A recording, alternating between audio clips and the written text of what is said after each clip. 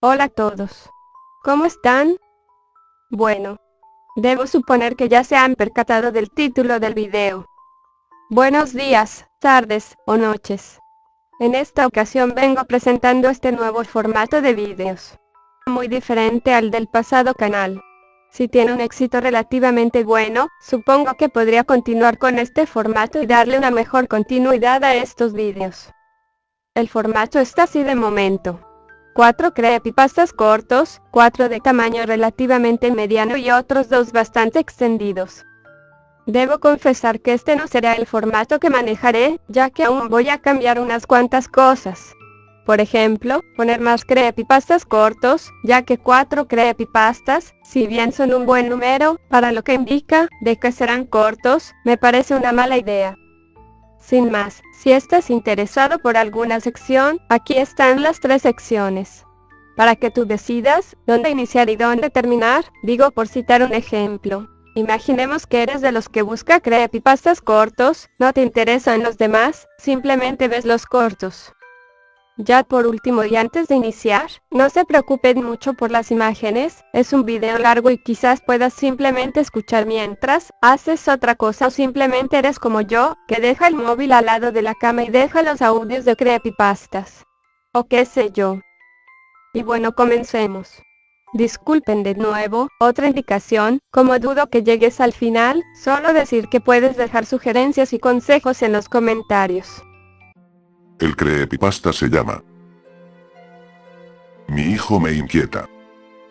Estoy preocupado por la conducta de mi hijo. Más que preocupado, estoy aterrorizado para este punto.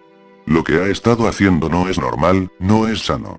Me demuestra que algo anda mal. Al principio, solo venía y se quedaba frente al marco de la puerta. Lo hacía de noche, justo antes de que me dispusiera de dormir. Me daba la vuelta para apagar la lámpara, y él estaba parado ahí, en el pasillo. Solía tratar de hablarme. Ya no lo hago. Nunca me contestaba. Solo observaba. Hace un par de días. Se graduó de esperar en el pasillo, y pasó a sentarse en la cama. Aún no me habla. Le he preguntado qué quiere. Le he preguntado qué es lo que tanto necesita. Nunca ha sido propio de él ser tan callado. Usualmente, viene cuando mi esposa acaba de dormirse. Esa es la parte que me inquieta. Ella siempre se duerme antes que yo, y él nunca ha venido cuando ella está despierta. Pero claro, ella no tuvo nada que ver en esto. Si algo no cambia pronto, no sé lo que haré. Comienzo a pensar que él ha descubierto que fui yo quien lo mató. El creepypasta se llama Las Fugadillas. Durante la recepción de su boda, una joven pareja y sus invitados decidieron participar en una interpretación alcoholizada del juego de las escondidas. Se decidió que el novio buscaría, y, eventualmente, los encontró a todos con la excepción de su prometida. Llegado un punto, el hombre se enfureció, y decidió que no la seguiría alentando, por lo que abandonó el establecimiento. Pasaron semanas, y entendió que ella había cambiado de parecer. Ella continuó con su vida y él optó por hacer lo mismo. Varios años después, una empleada le sacaba el polvo al ático del edificio que hizo de anfitrión para aquella recepción de boda. Meditando sobre reubicar o deshacerse de varias antigüedades. Utilizó la llave dentro del candado asegurado de un baúl para inspeccionarlo. Ahí se encontraba el cuerpo roído de la novia en fuga, la cual, aparentemente, había sido encerrada en ese baúl que utilizó como escondite. El creepypasta se llama Rutina de noche. No alces la mirada hacia el espejo.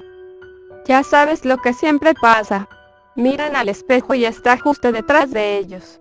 Solo mantén la cabeza abajo y cierra la válvula del fregadero. Alcanza la toalla. No, sea lo que sea que sentiste que está ahí, no está ahí. Regresa tu mano. No es importante secarla, solo ve a la cama. Mantén tu cabeza agachada, incluso usa tu cabello como un lente protector y mira tus pies cuando des la vuelta. Ahora, tira de la puerta sin fijarte en la extensión del pasillo. Por supuesto que se encontrará ahí, devolviéndote la mirada. Actúa como que estás a punto de ceder ante el sueño, quizás se lo crea.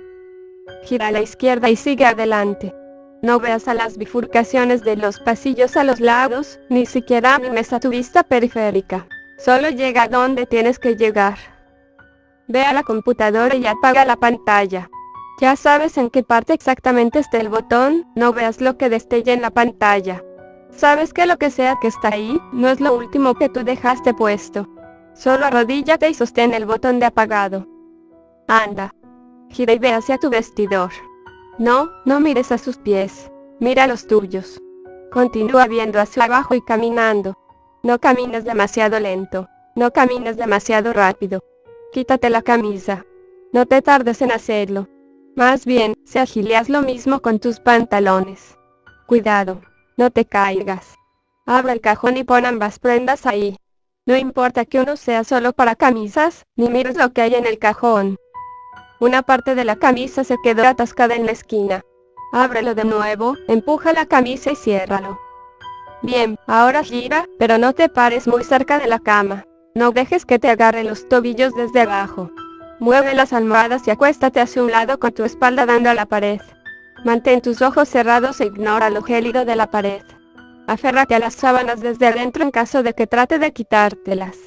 Mantén tus ojos cerrados. No lo escuches. El creepypasta se llama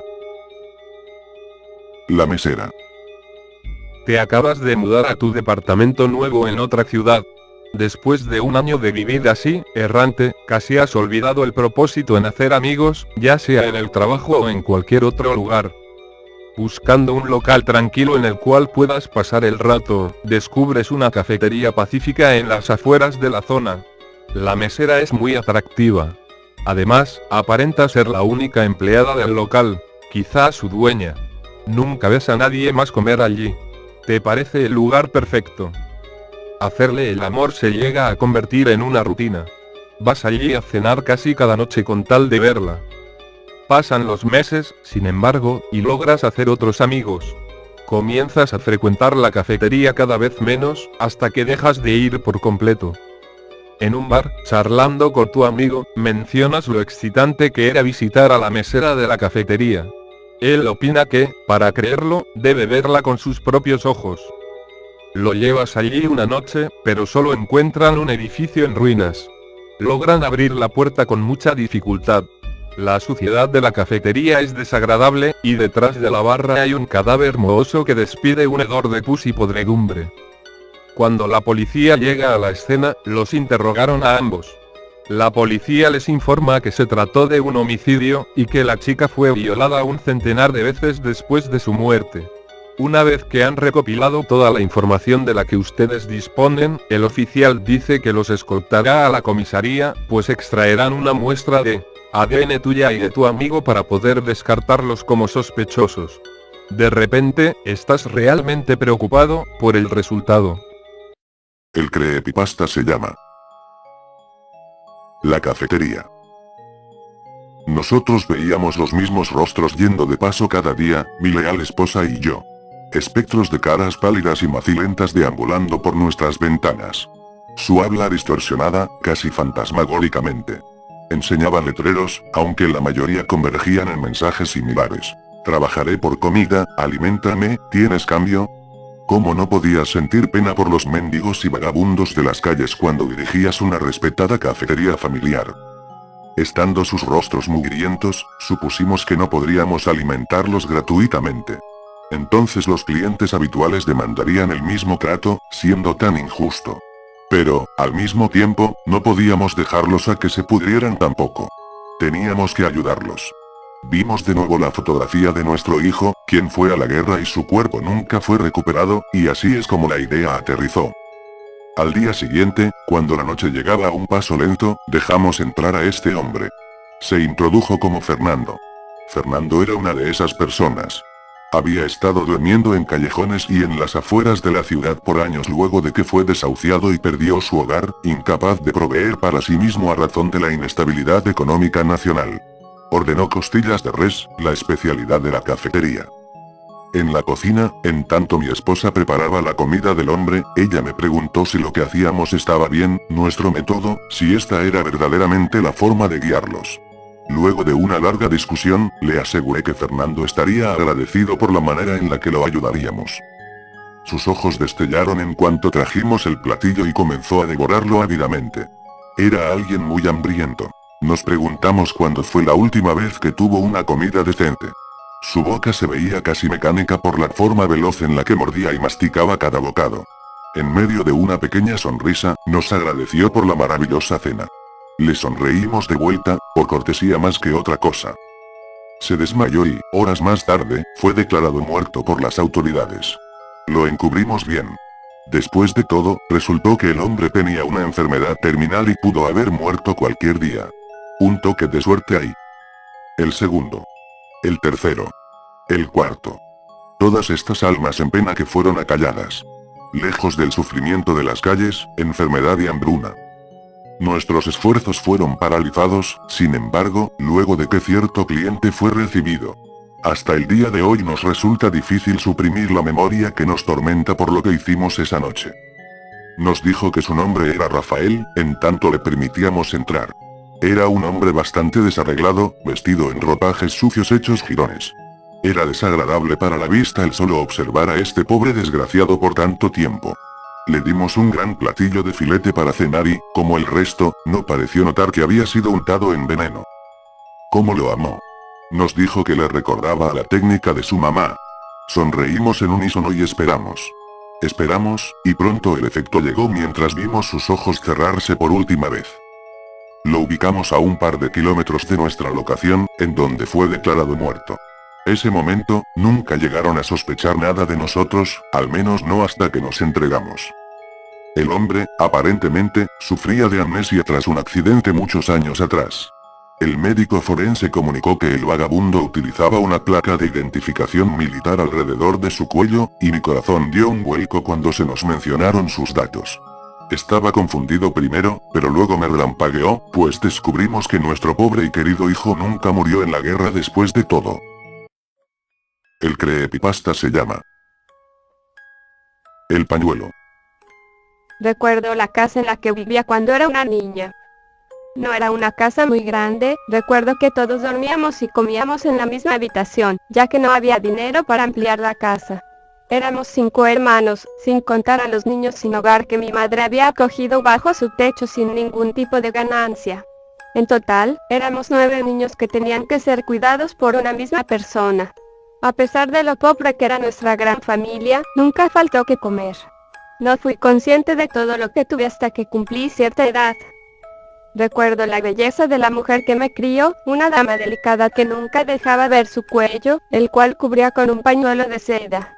Pensaba que podría ser alguna cicatriz, pero nunca tuve el valor de preguntarle. Todas las noches dejaba su pañuelo colgando de la ventana para que se secara con la brisa. Durante el día, su pañuelo terminaba totalmente empapado con la baba de los bebés, y debía lavarlo para usarlo al día siguiente.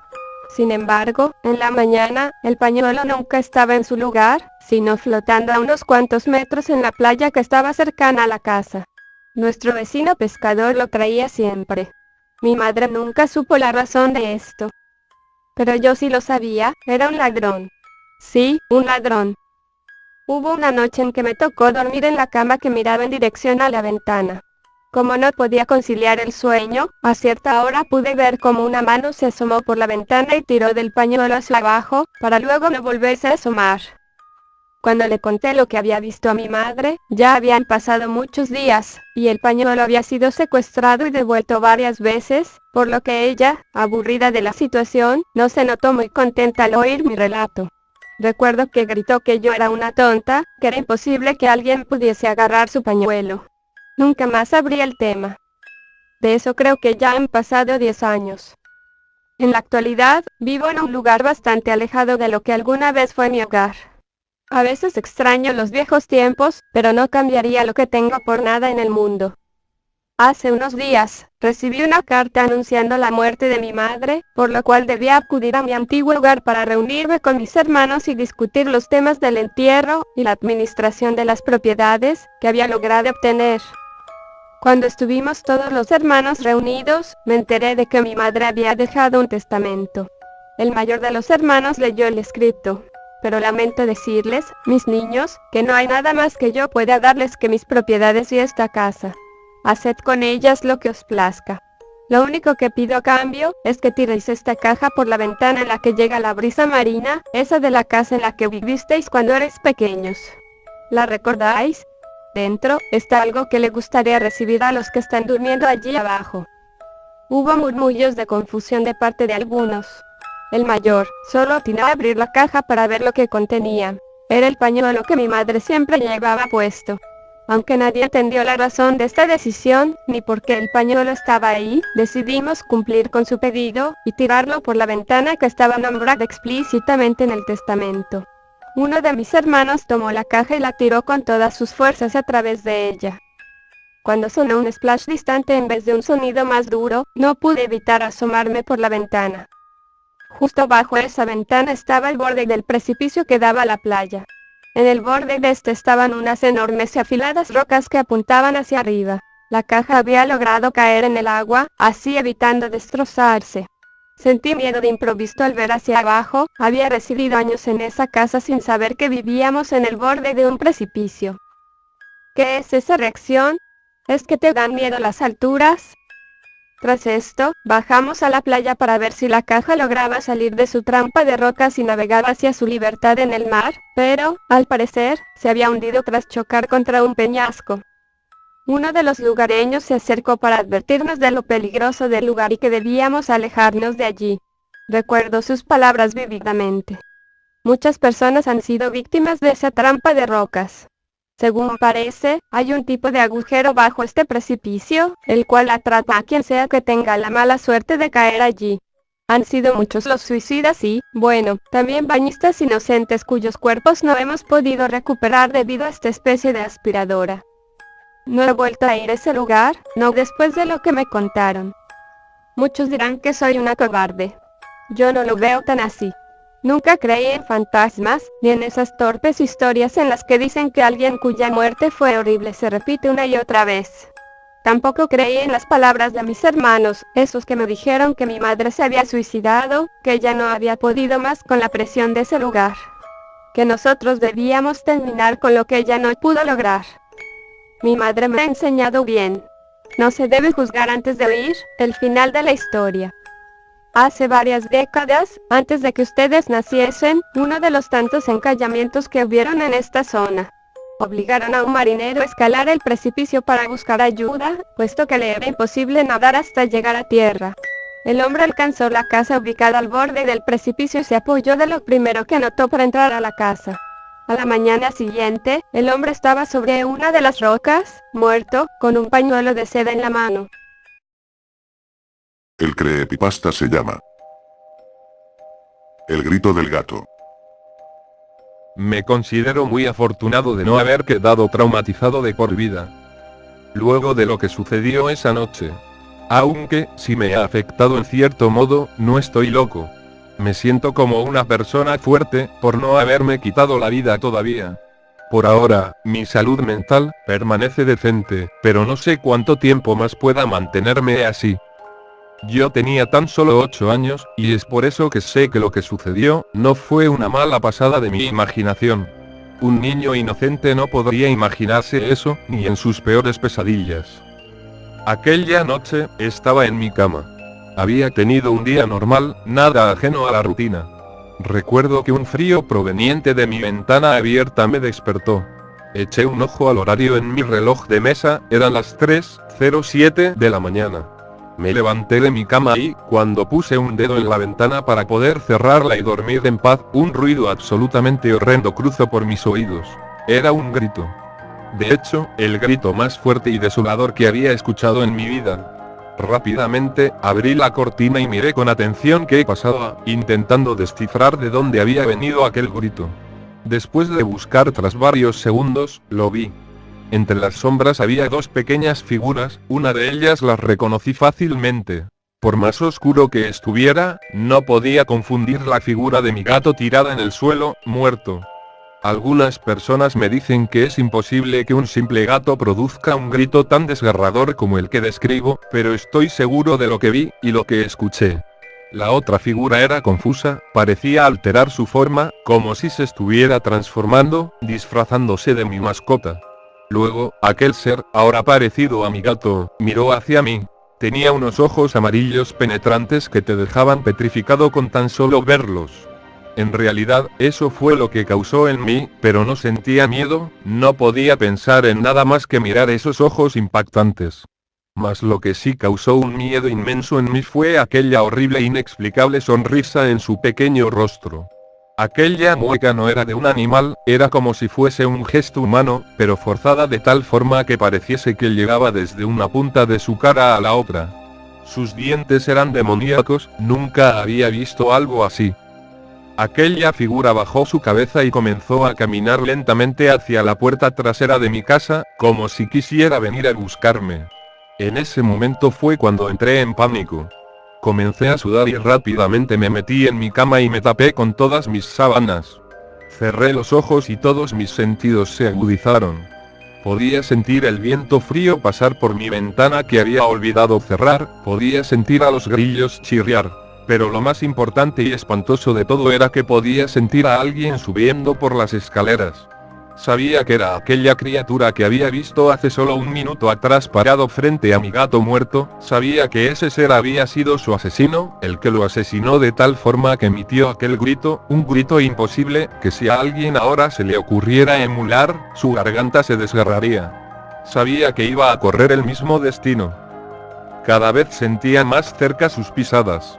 A pesar de tener forma de un pequeño animal, retumbaban en mi cabeza y eran cada vez más fuertes.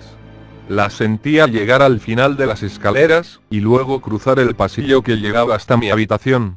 Llegado un momento, las pisadas se detuvieron durante unos segundos, pero solo fue para peor.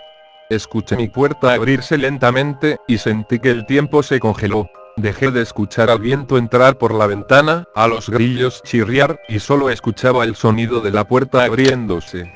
Comencé a temblar como nunca en mi vida había temblado, y escuché un ruido horrible, como si estuvieran arañando mis muebles. Parecía que aquel ser quisiera infundir en mí un miedo tremendo. Dejó de arañar mis muebles e hizo lo impensado. Se subió a mi cama y se quedó acostado en los pies de la misma. Pasó un largo rato sin que nada sucediese. No había sentido nada, ni un movimiento extraño en mi cama, ni un sonido de que algo pasara, absolutamente nada. Pero una parte dentro de mí sentía que él seguía ahí. Que no se iría nunca y que esperaba el momento en el que yo me durmiera para acabar con mi vida, pero ¿por qué no lo había hecho ya? ¿Cómo podía saber ello que yo seguía despierto y atento a lo que pasara?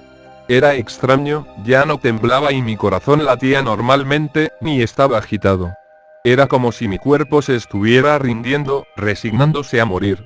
Debía saber qué pasaba allí afuera de mis sábanas. Con mucho valor, empecé a arrimar la cabeza sobre ellas con el cuidado de no revelarme demasiado y llamar su atención. Solo quería arrimar mis ojos para ver si él seguía allí.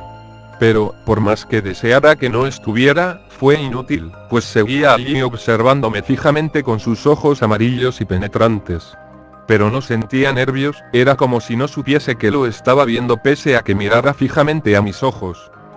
Estuve observándolo unos minutos, o, mejor dicho, vigilando que no hiciera algún movimiento raro, hasta que algo rompió de improviso ese silencio y tranquilidad que sentía. Su horrenda sonrisa demoníaca se dibujó nuevamente en su rostro.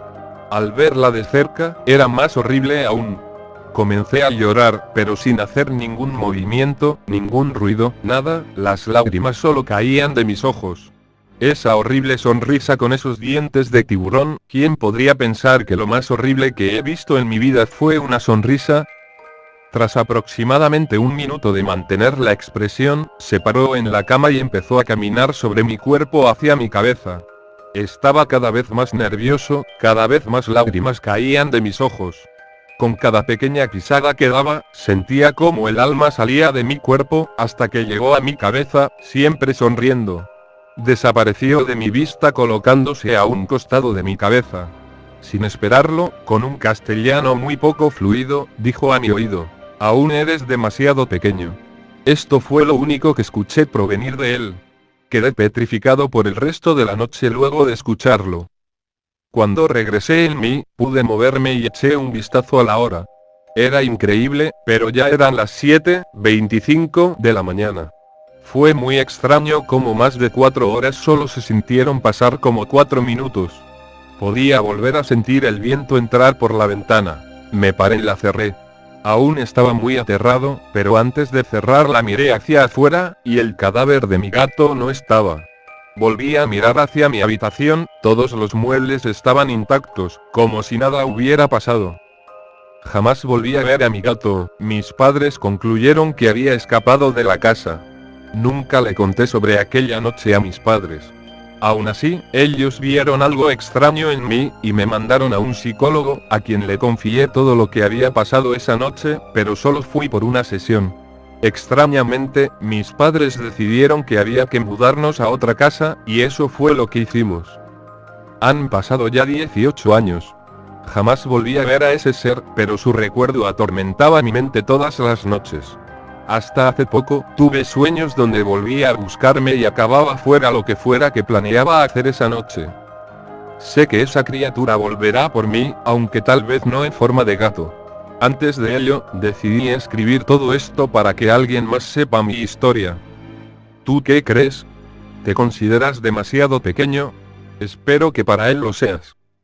Pero, ¿y si no lo eres? ¿Serías capaz de aguantar sus ojos y su sonrisa? El creepypasta se llama IamHappy.gif. En marzo del 2007, el GIF de una carita sonriente fue subido en 4chan. Cuentan que, si le dabas clic, la carita se iba transformando en un fiero rostro, que gritaba para dar paso a escenas reales sobre las peores cosas de las que es capaz el hombre. Violaciones, torturas, asesinatos, suicidios, abortos, etc. La carita fue posteriormente retirada del foro y la red. Pero, quienes la vieron, perecieron. El 12 de marzo del año 2007, un usuario anónimo posteó una imagen GIF, de formato GIF, en el foro /de 4chan. El título de la imagen era IAM_happy.gif, y mostraba una carita feliz amarilla, aunque con los ojos y la boca realistas, sobrepuestos en el círculo amarillo como tres rectángulos en blanco y negro, que mostraban la boca y los ojos de una mujer, respectivamente. Quienes hicieron clic sobre la imagen, vieron que la sonrisa inicial se transformaba en una mueca grotesca, que los ojos tomaban un aspecto furioso y de pronto la cara gritaba, tan fuerte que, quienes estaban con auriculares, tuvieron que desconectarlos, o bien bajar el volumen, bajo el riesgo de exponer sus tímpanos a graves daños. Pero lo peor estaba por venir. Animales torturados, que se revolcaban con mirada inocente en medio de mataderos, a los cuales les arrancaban la piel, les prendían fuego, les quitaban extremidades u otras cosas así.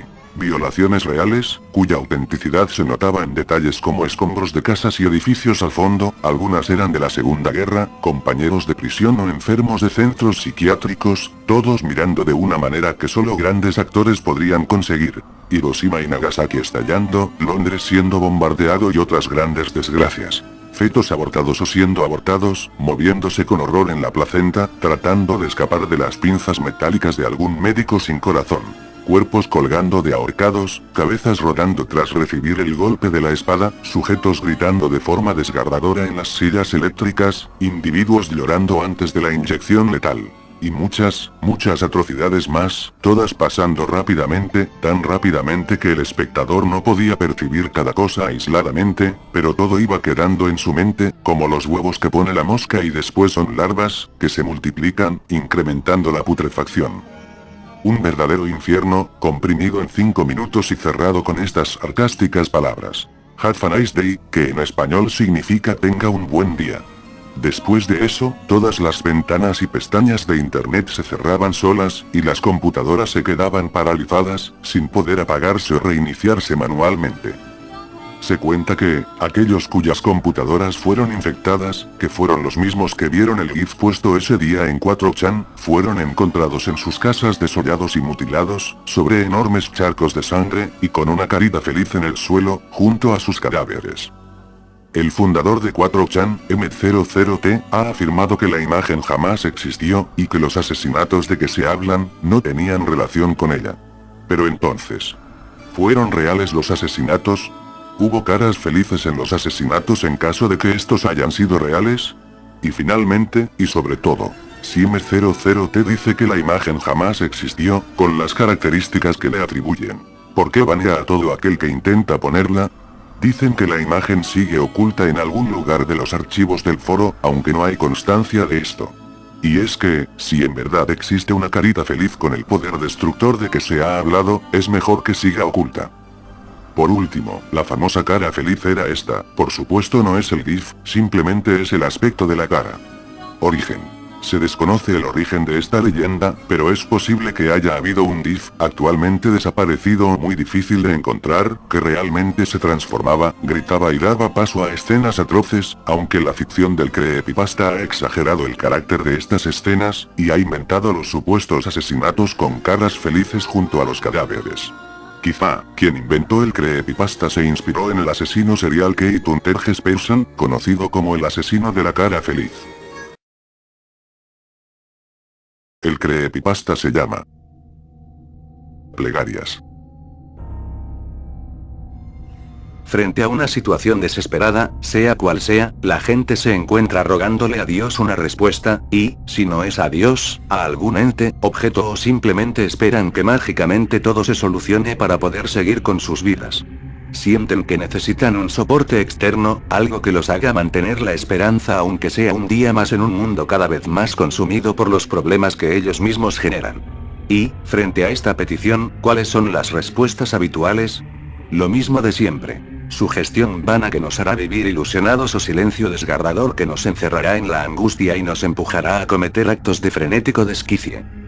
¿No creen que deberíamos tener un verdadero soporte externo? Uno que podamos sentir, ver y tocar. Bien, si están de acuerdo conmigo, entonces les sugiero que lean atentamente lo que detallaré a continuación. Pero les advierto, lo que decidan hacer con la información que les daré queda bajo su absoluta responsabilidad, así como las consecuencias que puedan traerles. El único ente sobrenatural del que podemos dar fe de su existencia son los muertos. Los muertos están en todo el mundo, y están desde siempre. Las ceremonias rituales a los muertos comenzaron hace más de 60.000 años, antes de que el hombre fuese hombre. Con el tiempo, el culto se desarrolló diversas religiones y creencias, todas dirigidas a alabar a nuestros antepasados, la mayoría de formas distantes e indirectas. Tuvimos que avanzar hasta la Edad Media para intentar, clandestinamente, contactar a los difuntos de manera directa mediante mediums o la así llamada magia negra o necromancia. El último gran salto fue con la curiosidad esotérica de los científicos fenomenológicos, cuando en 1901 el Dr. Duncan McDougall, estadounidense de Massachusetts, realizó los experimentos que establecían que el alma humana tenía peso, 21 gramos. La gente siente la presencia de los muertos. Cuando dormimos, cuando caminamos por la calle, cuando tomamos el subterráneo. Cada hora de cada día estamos acompañados por algo que parece confundirse por nuestra conciencia. Pero a veces lo escuchamos, y entonces sabemos que no estamos solos. Sí, hay una barrera que nos separa, pero no estamos solos. Los muertos, todos los muertos, forman un solo ente, me referiré a este ente de ahora en adelante como el ente del más allá. Al igual que se dice que Dios es el conjunto de todas las cosas, el ente del más allá es el conjunto de todos aquellos que hicieron posible nuestra existencia, nuestra historia y nuestro modo de vida. Resumiendo, el ente del más allá es la parte de Dios más cercana a nosotros. El ritual que describiré es un ritual de invocación, seguido de un pacto de sangre. Puede realizarse en cualquier cementerio que disponga de fosas terrestres, a cualquier hora del día. Sugiero hacerlo rápido y en una tumba reciente para no llamar mucho la atención. Se necesitarán los siguientes elementos. Incienso, puede ser en flor, pastillas, saumerios, etc. Sal gruesa. Maíz en granos. Una tarjeta en blanco. Un bolígrafo o algo para escribir, lápiz no. Un envase o recipiente pequeño con tapa. Vino, una botella. Un papel en blanco, de tipo A4 o tipo carta. Una jeringa hipodérmica. Un alicate, o corta uñas. Un incinerador o parrilla. Fósforos o encendedor. Y por último, y lo más importante, concentración. Lo primero que deben hacer es visitar algún cementerio, panteón o iglesia en donde haya alguien enterrado. No es necesario que lleven ningún elemento en este primer recorrido, ni tampoco que sea el mismo cementerio en donde realizarán el ritual. Pueden llevarle una flor a alguien si lo desean, pero no es obligatorio. El ente del más allá notará su presencia y el tiempo para el ritual comenzará a correr. A partir de la fecha y la hora en la que visitaron aquel lugar, tienen exactamente una semana para ir al cementerio, esta vez debe tener fosas comunes, y seleccionar una tumba. En esa tumba se arrodillarán, se besarán la mano derecha y extenderán el beso hacia el nombre inscrito en la lápida. Luego, esparcirán la sal a su alrededor haciendo un semicírculo para purificar el lugar. Una vez hecho esto, cierren los ojos y tómense su tiempo para concentrarse en algún familiar, conocido o alguna persona que haya muerto. Es recomendable pensar en alguien fallecido recientemente, puesto que los ancestros antiguos son un poco más difíciles de contactar. En un momento dado, sentirán la brisa en la cara, y por más abrigo que lleven sentirán un escalofrío en todo el cuerpo. Cuando lo sientan, es hora. Dejen el incienso al pie de la lápida mientras dicen: benditos son los ojos que no ven, pues en la noche ven el día y en la tempestad la calma. Ahora dejen el maíz por delante del incienso, y digan: bendito es el cuerpo que no siente, pues su cuerpo siente lo superfluo y su alma siente lo esencial. Por último, abran la botella de vino y vuelquen la mitad sobre el incienso y el maíz mientras dicen: bendita es la tierra que los contiene, el abrigo cálido para el invierno de los días. Terminado esto, tapen la botella y anoten en la tarjeta en blanco el nombre de la lápida, la fecha de nacimiento y muerte y todos los datos que haya disponibles, últimas palabras, lugares de nacimiento y muerte, estudios o grados militares, cosas importantes que hizo en el transcurso de su vida y... Ahora llenen el recipiente con tierra de la tumba y tápenlo. La tierra no debe estar mojada con vino, de lo contrario, el ente del más allá interpretará que le retiran la ofrenda y se negará a hacer el trato, quizá hasta los maldecirá. Vuelvan a cerrar los ojos y otra vez concéntrense en algún difunto. Si no sienten la brisa y el escalofrío, levántense y vuelquen el resto del vino sobre la tumba, formando una X. Arrojen el recipiente con tierra y váyanse de inmediato del cementerio sin hacer contacto visual con nadie. No vean a nadie a los ojos ni a ningún espejo en las siguientes 24 horas, no vuelvan a entrar a un cementerio en los próximos 3 años y jamás intenten de nuevo el ritual. Si vuelven a sentir la brisa y el escalofrío, significa que el ente del más allá aceptó sus ofrendas y les tiene cierta simpatía. Extiendan otro beso hacia la lápida y retírense. Vuelvan a su casa con la botella de vino, el recipiente y la tarjeta. Guarden el recipiente y la tarjeta en un lugar seguro, donde procuren no perderlos. En el papel en blanco tamaño A4, realicen su petición. Deberá estar escrita en tinta con letra legible y ser lo más objetiva posible, puesto que el ente del más allá suele valerse de los vacíos legales para que las cosas no resulten como se esperan. Una vez que terminen de escribir la petición, tomen el alicate y córtense una uña cualquiera de la mano izquierda. Ahora tomen la jeringa hipodérmica. Vuelvan a concentrarse en algún difunto, y cuando sientan la brisa y el escalofrío, digan: entrego lo material y recibo lo esencial, esta es la deuda de los ancestros. Entiérrense la aguja en alguna vena, les sugiero la del antebrazo derecho o izquierdo, y llenen la jeringa con su sangre. Recomiendo que se pongan un algodón con alcohol al sacar la aguja. Pongan el contenido de la jeringa en la botella de vino. Luego pongan la uña que cortaron dentro de la botella y tápenla. Digan en voz alta: la sed será saciada, rojo con rojo, por siempre y para siempre, y agiten la botella para mezclar bien todo. Váyanse a dormir. Después de perder tanta sangre, seguro lo necesitarán. A partir de la fecha y hora en la cual dejaron las ofrendas en la tumba, tienen una semana para consumar el pacto de sangre. Deberán volver al cementerio, o ir a otro que tenga fosas comunes, y seleccionar otra tumba.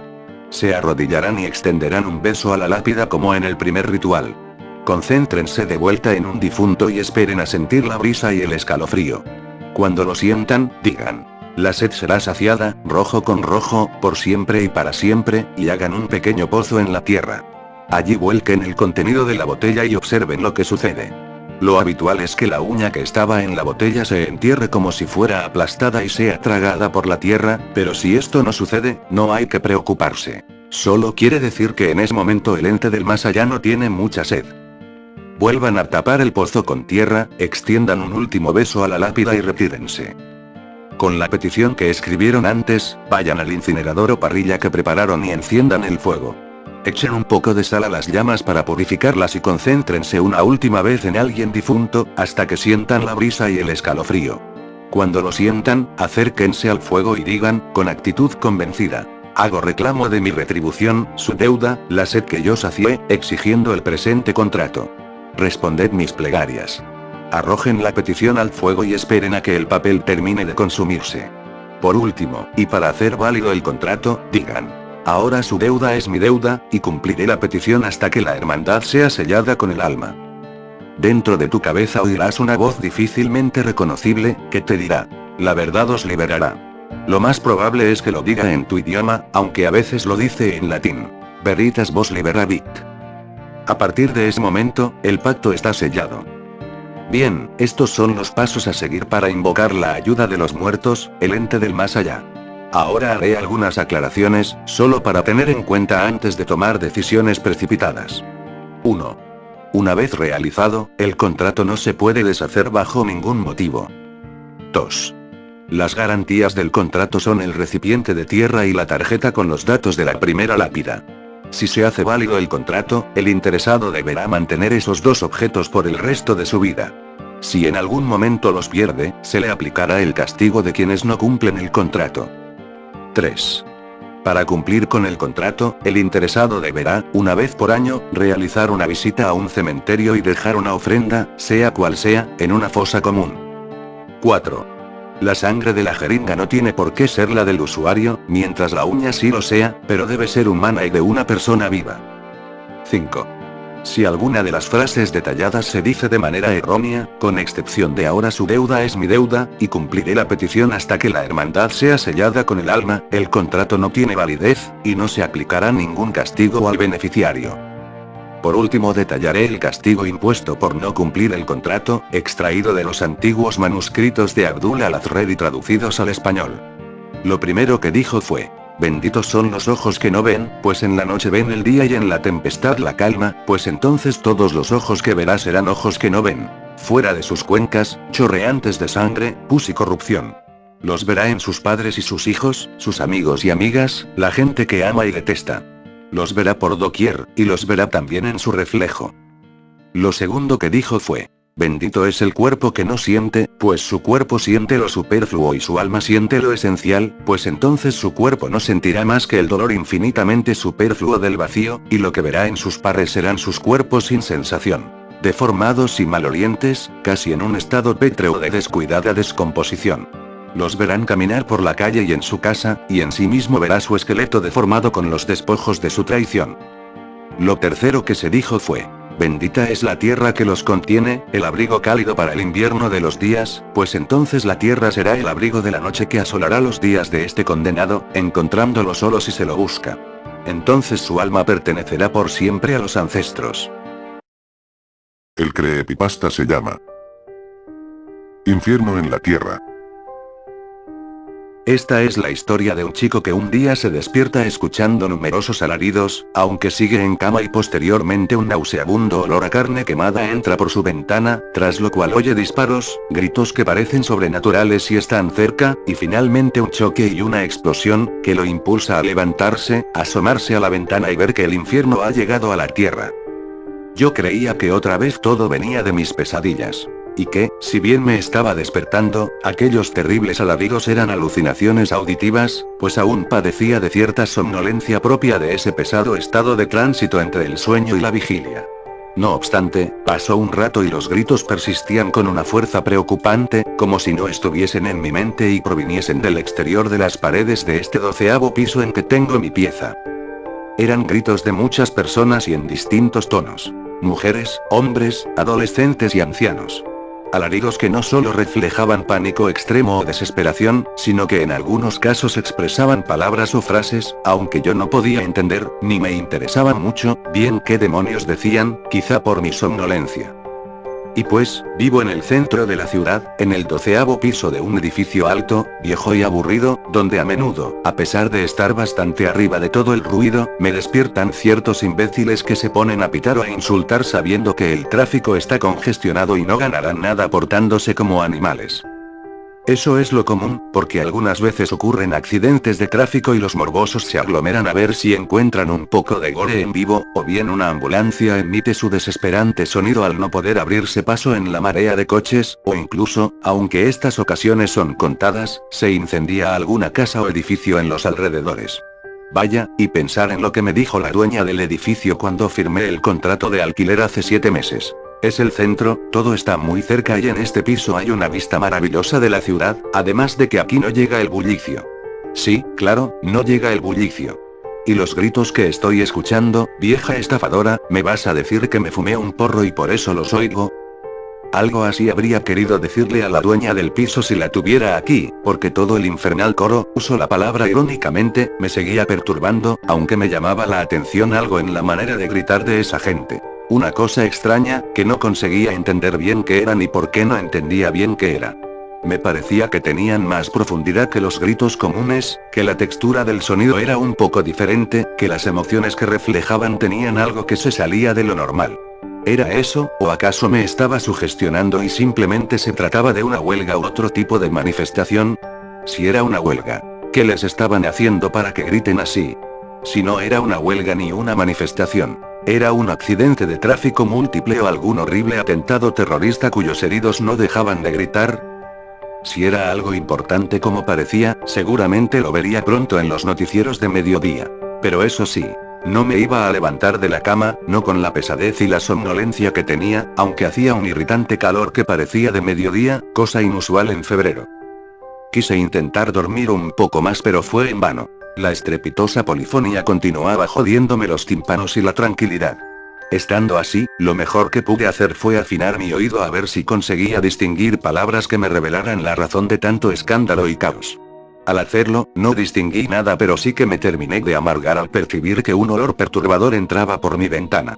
Quizá el olor ya estaba antes y la somnolencia, que ahora era mucho menor, no me había dejado percatarme de su presencia, o de su maldita presencia, para ser exacto, pues era el desagradable aroma de algo quemándose, que no era madera ni papel ni plástico ni nada que conociera. Ese olor no solo entraba por mis fosas nasales, que se habrían suicidado si tuvieran voluntad, sino que se filtraba por todos los poros de mi cuerpo, impregnándome con su asquerosidad. Me cago en su puta madre.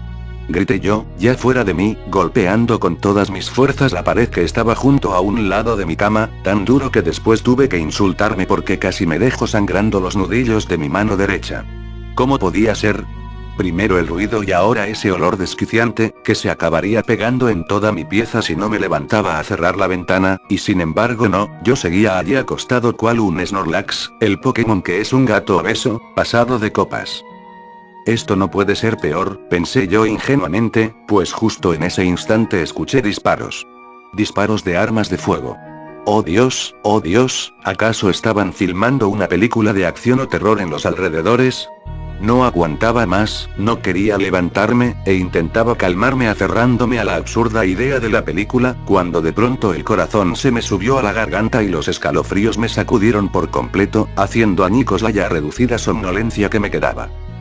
No, señores, ustedes jamás escucharán algo así, al menos no mientras vivan, y espero que tampoco después. Eran gritos inhumanos, gritos que por su intensidad y claridad era evidente que no venían de la calle, sino de fuentes localizadas a unos pocos metros de mi ventana, que por fortuna no me mostró nada porque tal vez, así como estaba en esos momentos, tranquilamente podía haber muerto de un paro cardíaco. Yo solo les diré algo.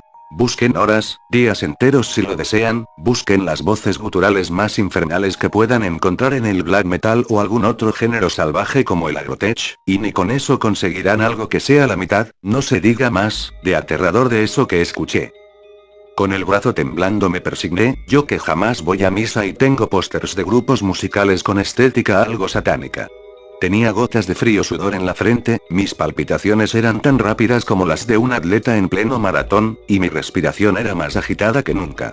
Yo quería calmarme pero en ese estado mi mente no producía pensamiento alguno, hasta que escuché el choque de dos vehículos y seguidamente una explosión, tan fuerte como si hubiese reventado uno de esos camiones que transportan gas. No sé cómo es que el vidrio de mi ventana no se rompió y mis tímpanos sobrevivieron, pero al menos la explosión me calmó un poco con respecto a los gritos que había escuchado cerca de mi ventana. En todo caso, en ese instante, como guiado por mis reflejos, salté de mi cama y corrí a la ventana a ver qué pasaba. No di crédito a lo que estaba viendo, simplemente observé todo estupefacto, atónito, con la boca abierta, y después cerré los ojos, me los froté, y los volví a abrir en la esperanza de que fuera la pesadilla más vívida de toda mi vida. Nada desapareció. La escena infernal persistía, desafiando mi sentido de la realidad, amenazándome con sumirme en la locura.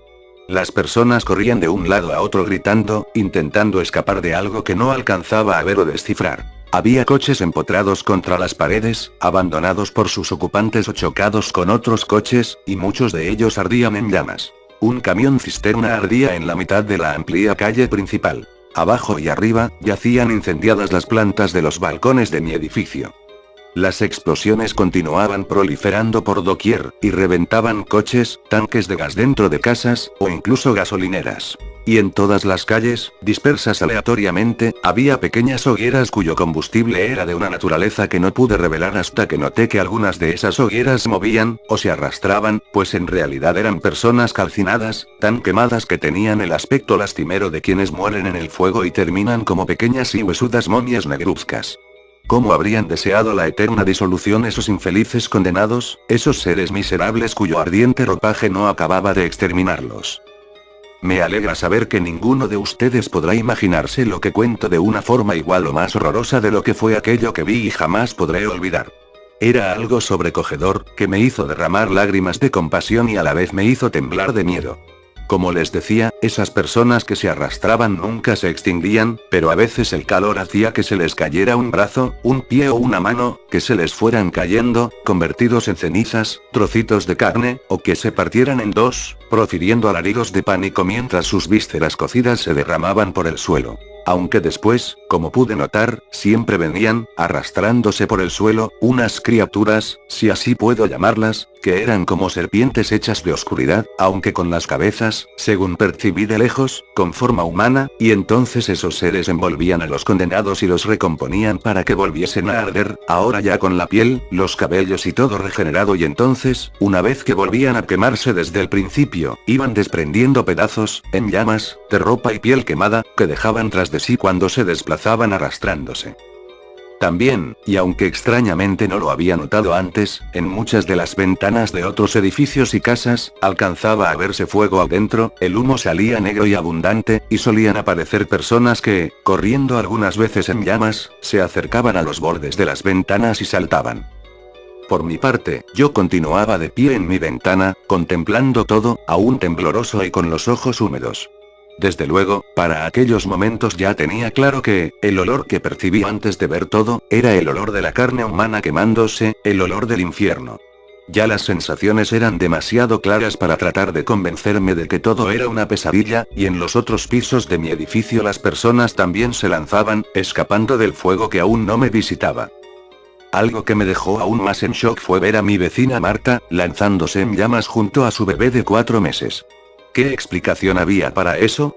Si estaba viendo el infierno, ¿qué hacía un bebé en el infierno? Yo había escuchado rumores de que Marta practicaba brujería, le echaba agua hirviendo a los gatos y maltrataba a su otro hijo. Pero, si estaba viendo su futuro en el infierno, ¿era el bebé una ilusión creada para aumentar su tormento? Solo eso podría tener algo de sentido, porque incluso todo lo que veía no podía ser pensado como un infierno admitido por Dios. Todo era tan absurdo, tan inconcebible, y sin embargo era. Incluso, como si no bastase, empezaron a aparecer vehículos militares, y los soldados salían, le disparaban al aire a las personas, se mataban entre ellos, se suicidaban, echaban granadas y corrían a romperse la cara contra algún poste, o protagonizaban otras locuras por el estilo. Además, estaban lloviendo bolas de fuego, grandes bolas de fuego. Cuando alcé la vista, vi que en el cielo nublado volaban unos dragones de unos 15 metros, con la piel tan negra que las escamas de un dragón a veces mostraban tonos naranjas, pues reflejaban el fuego que escupían sobre la gente los otros dragones. Ya era demasiado, la escena parecía un retorcido film de fantasía, que poco más y rozaba lo surrealista por su proximidad al mundo de las pesadillas. No piensen que los dragones no daban miedo. Sus enormes ojos de iris rojos eran tan humanos en aspecto, y tan demoníacos en esencia, pues la mirada de estos seres alados reflejaba ira, odio, maldad, y una inteligencia superior a la humana, que hacía pensar en la inteligencia angélica que los teólogos asignaban a los ángeles, y que no resultaba difícil atribuir a esas abominaciones si se las consideraba como ángeles caídos. Por otra parte, era muy perceptible el sadismo de los dragones, porque tenían como destrozar todo rápidamente a colazos o con las garras, pero preferían rugir, escupir fuego, y herir a la gente antes que exterminarla temporalmente. Recuérdese que las serpientes de sombra los revivían. Estaban por todas partes, a miles de metros, y hasta en el horizonte, donde ya solo alcanzaba a verlos como puntos negros que se movían. Hasta donde daba mi visión, los dragones hacían el mismo tipo de cosas en todas partes, en todas las zonas del infierno, o de lo que parecía el infierno, porque quizá estaba teniendo visiones del apocalipsis, puesto que en el cielo aparecieron algunos aviones de guerra, que en vano lanzaron los misiles contra los dragones, pues estos ni siquiera sufrieron herida alguna, y así unos cuantos pilotos, desesperados, se suicidaban, eso creían, estrellando sus cazas contra las diabólicas bestias. Si era el infierno, ¿por qué se les daba a los humanos la oportunidad de creer que podían pelear contra los dragones? Si era el apocalipsis, ¿por qué revivían las personas a fin de volver a sufrir? Quizá el apocalipsis, al menos para la mayoría de personas, implicaba vivir no solo el fin del mundo sino algo que, dependiendo del caso de cada persona, era o bien una experiencia anticipada del infierno, en donde nadie muere ni se destruye irreversiblemente porque tiene que seguir sufriendo, en que habitarían por siempre. O bien, y como proceso de expiación, una experiencia del infierno aquí en la tierra, pero de duración limitada pues después gozarían de la presencia divina tras su pase por el purgatorio. Sea lo que fuere, resultaba acertado llamarle el infierno en la tierra a eso que veía, y que en realidad me parecía que debía ser el apocalipsis en la forma descrita, esto es, como el fin del mundo ejecutado a través de una especie de venida del infierno, que no es tanto un lugar sino una situación, a la tierra. Naturalmente he pensado todas estas cosas a la hora de contar lo vivido, porque en esos momentos ni siquiera un matemático tendría tanta cabeza fría como para ponerse a analizar. Por suerte todo acabó en poco tiempo. Fue así. Yo seguía mirando todo cuando, después de que los dragones gritaron con voz humana, uno de ellos, que estaba bastante lejos, se viró en dirección hacia mí y empezó a volar lentamente, acercándose. Quería correr pero ni siquiera podía voltear la cabeza, era como si una fuerza misteriosa me obligase a estar quieto, esperando lo peor. Lágrimas de intenso terror brotaban de mis ojos a medida que el dragón se aproximaba, aunque estando a unos 3 metros se detuvo, me miró fijamente y entonces, súbitamente y velozmente recordé las mayores maldades que había cometido en vida, a la par que sentía gusanos invisibles moviéndose adentro de todo mi cuerpo. Después mi mente volvió a lo que estaba viviendo, y el dragón abrió su enorme boca mostrando sus colmillos enormes y delgados, dispuestos en hileras al igual que un tiburón. Lo último que recuerdo es el intenso resplandor naranja de ese torrente de fuego, y el calor insoportable y distinto a todo cuanto había conocido. Un calor que te quemaba cada célula antes de destruirte, un calor que no era solo físico sino también espiritual, pues yo que toda la vida me pregunté en dónde diablos estaba esa estúpida fábula del alma, yo sentí entonces por primera vez a mi alma, ardiendo en las llamas implacables del infierno. Tras eso, vino un instante de duración indiscernible y dolor infinito, después sentí que caía y caía sin parar en un vacío sin fondo, y finalmente, como si acabase de caer sobre mi cama aunque en realidad esto nunca ocurriese físicamente, me encontré a mí mismo en mi cama, boca arriba, con los ojos bien abiertos y el corazón latiéndome a toda velocidad. Grité una y otra vez allí en mi cama, con gotas heladas en la frente, con el cuerpo temblándome de nerviosismo. Después me calmé, miré alrededor, me froté los ojos, vi que todo estaba como antes del horror, volví a proferir alaridos de desesperación para desahogarme, y finalmente me quedé allí, sentado en mi cama, con las piernas extendidas y la espalda ligeramente encorvada, mirándome las palmas de las manos como un enfermo mental, intentando convencerme de que solo fue la peor pesadilla de mi vida, o al menos eso creí hasta que giré mi cabeza a la derecha y vi que allí, sobre mi velador, yacía un pequeño, poco más grande que una canica, trocito de carne chamuscada.